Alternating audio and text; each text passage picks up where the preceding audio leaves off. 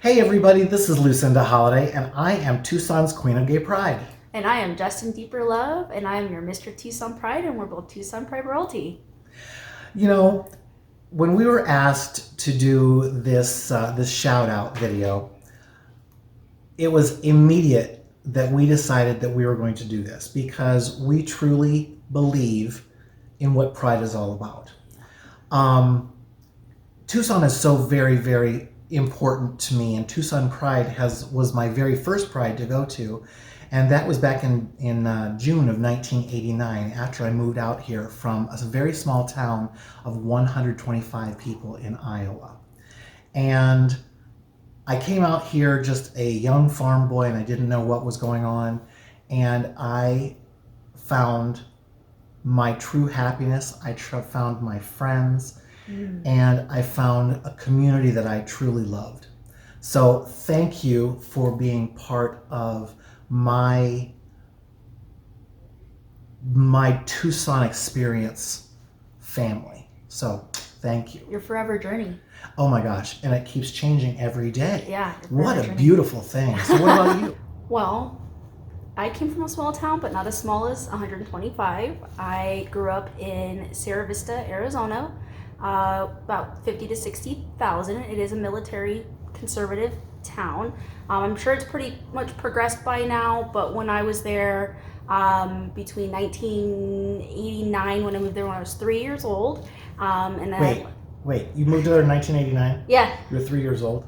Yeah. I moved to Tucson in 1989. And you were 20. Whoa. Whoa, I'm a Dragosaurus.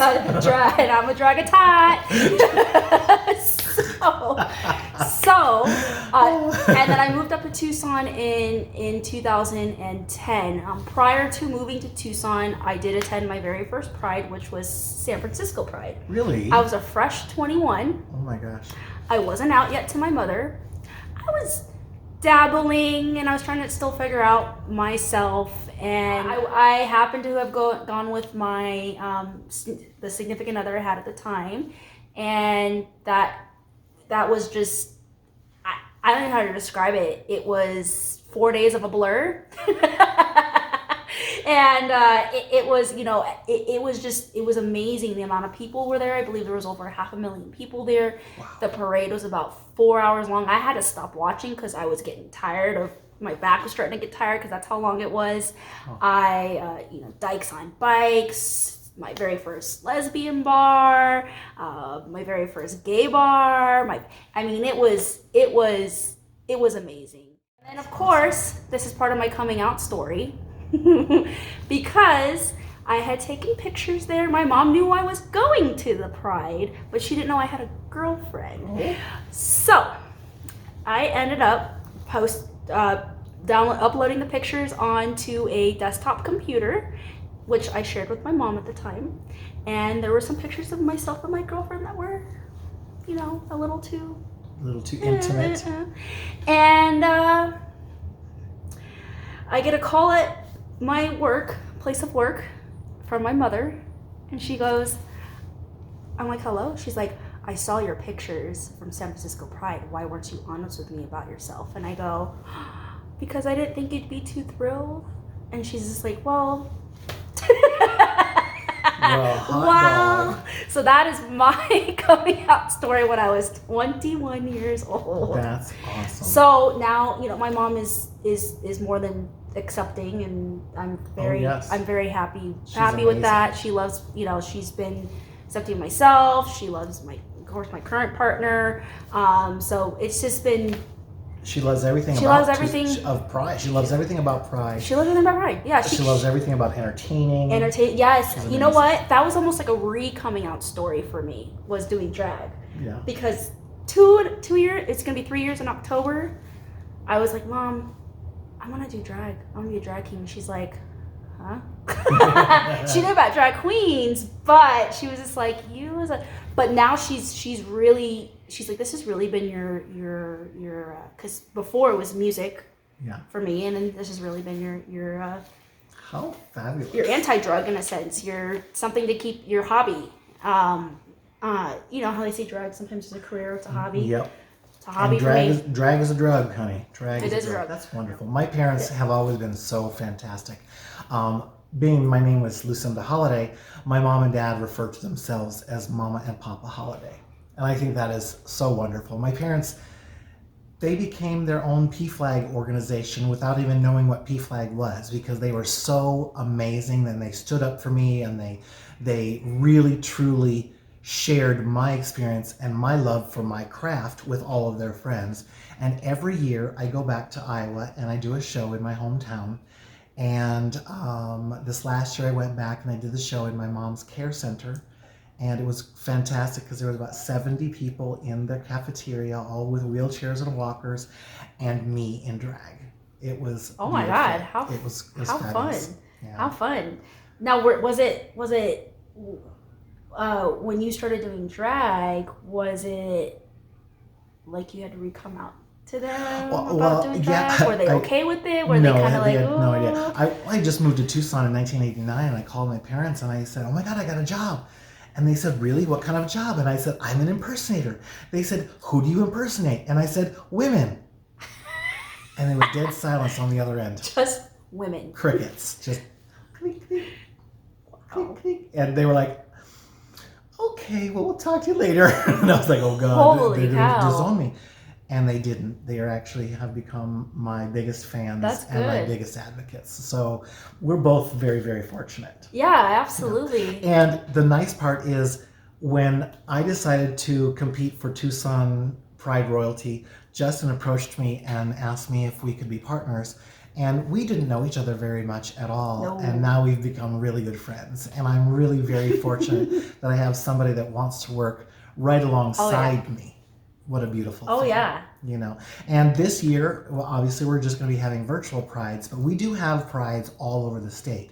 Not only Tucson, but we've got Phoenix and Flagstaff and Bisbee and Mojave County. Oh yes, and Yuma County. But there's also small organizations such as like Sedona Pride. They still have an organization that's trying to get up and started once again. And I know Ajo is trying to start as well. Fabulous. Well, you know, the more the merrier, because it's not about just the big cities. It's about the small communities and the pride that they feel for their communities as well. And I think it's amazing. You know, different events all over the state, and we've actually been invited to different places around the country. We're going to go to Albuquerque Pride. Oh, yeah. And Rhode Island, I think. Rhode Island invited yeah. us. And right now we're doing a benefit. It is our jelly bean raffle. And what we're doing is we're selling tickets for $1 each. And the winner will receive a $50 Visa gift card and 4 pounds of Jelly Belly jelly beans. So if you like jelly beans and you like money, this is your raffle. So contact us at TucsonPride.org to let us know if you'd like some tickets for that.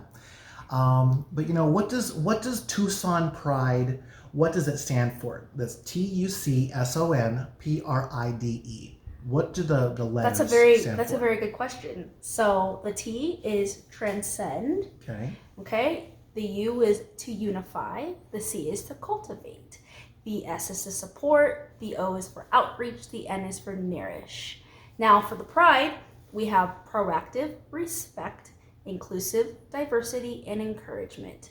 Tucson Pride. And I think it's the perfect definition of it. And I love their values. I love that we represent that. And our motto this year is one love. One love. Growing up as a little farm boy in Iowa, I've gone back there a few different times. A couple years ago I went back and I was in drag in the parade. It was the Watermelon Days parade in my hometown.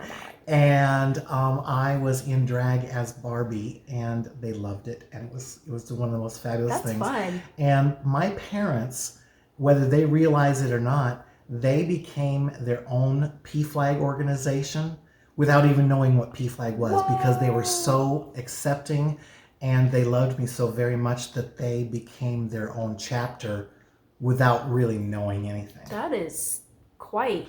Yes, it's that is quite amazing. It was a big step.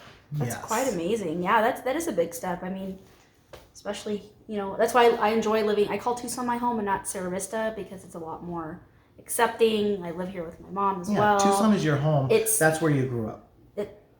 Yeah, exactly. Yeah. That is exactly right. You know, with everything that's going on in our world right now, we all need to stick together and work together because we need to have the country back the way it used to be.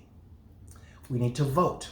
Vote, vote, vote. Turn out and Do vote. not sit back and say, well, somebody else will vote. Mm-hmm. Don't sit back and say, well, my vote doesn't count. Because just right then, if you don't vote, you gave your vote away to somebody else. And we don't need another 4 years like we've already had. I agree. And remember that if you're not part of the solution, you're part of the problem. So please make sure you stand up for the rights of everyone. And remember, the Gay Pride riots started with one brick and a mad drag queen. So remember that, you know, standing up for your rights is amazing. And we need to do it not only for our own group of people, but we need to do it for other minority groups of people. And right now, we are working with Black Lives. Black Lives Matter. Black Lives Matter. So don't forget that this is one love. And we stand for one love because we are Tucson Pride royalty. Yep. So with that, we're going to let you go. I hope you have a wonderful Pride. Happy Pride Month, everybody. Baby, we've got this. Love Mwah. you.